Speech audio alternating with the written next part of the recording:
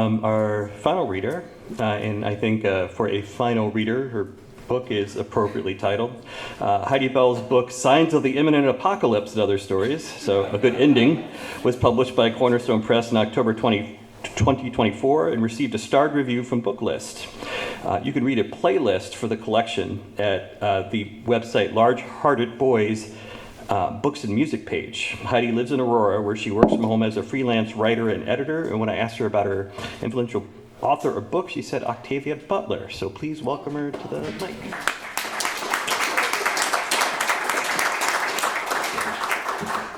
Hello. Thanks for coming. It's nice to be here with all you literary people.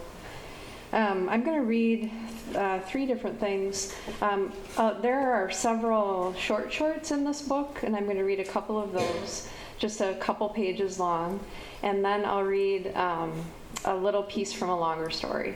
There's really short stories in here, medium length, and then longer stories. The first one is called Angels.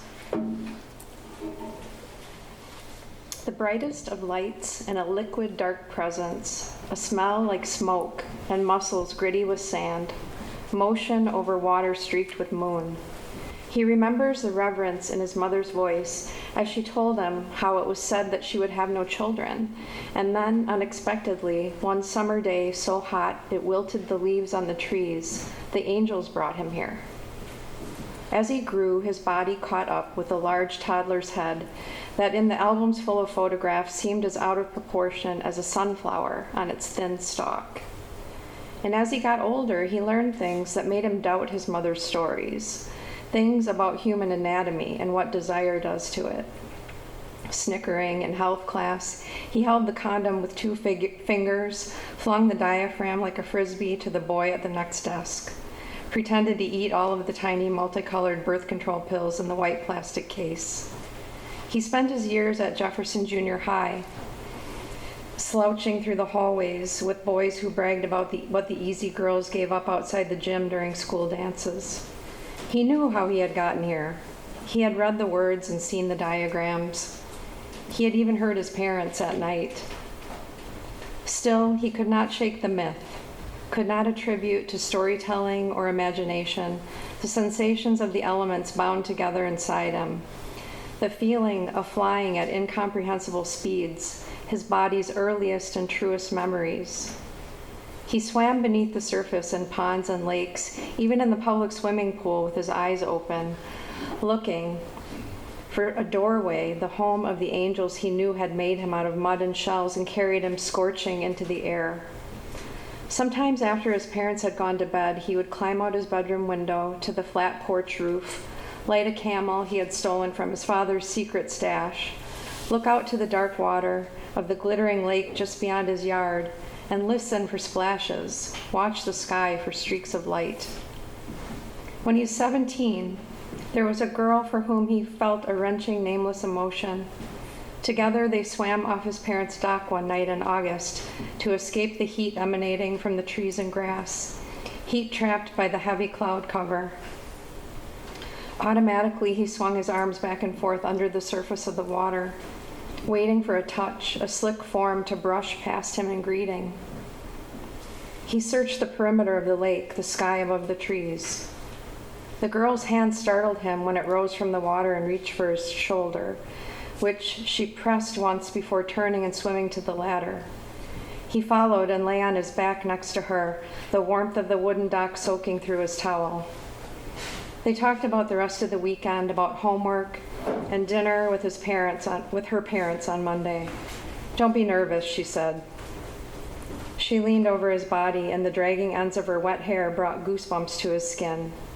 And when she kissed him, on her lips, on her tongue, he tasted his beginnings: water, salt and algae, sand crystallized by fire.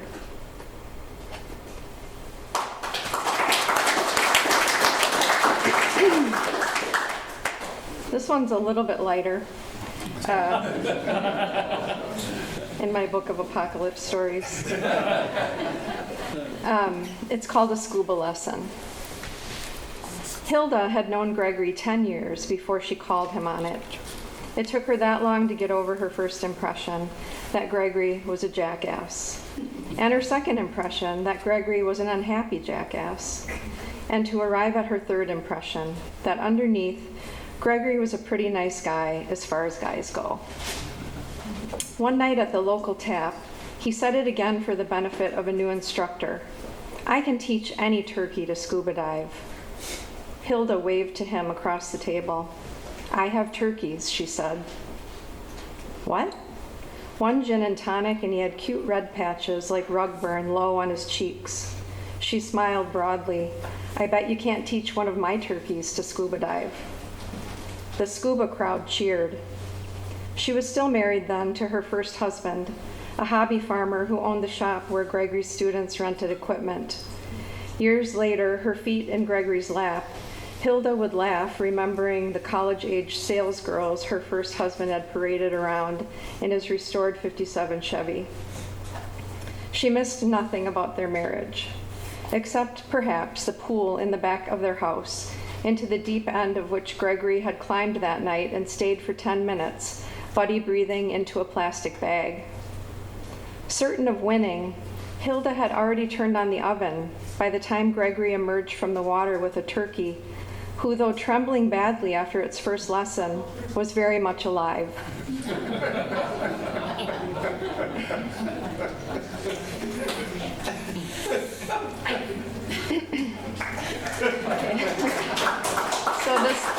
The last thing I'm going to read is an excerpt from a longer story called The Sidetrack, and I'll give you a little bit of background. The protagonist is a recent college graduate who's kind of at loose ends. She hasn't found a job in her field, and so she has been forced to take a temp job at a shop for the Christmas season. And so she's there at work. And the other detail I should tell you is that she was dating a guy named Charles who's now been stalking her. So you'll hear about him a little bit. December 24th would be my last day at Trinkets, and like a little kid, I was counting down the days until Christmas. My mom couldn't believe they would make me work on Christmas Eve. What do you think I'm thinking about doing with your life, Anna? She had asked at Thanksgiving as her boyfriend served himself another helping of potatoes and looked at me with his eyebrows raised in honest interest. I said, feeling stupid.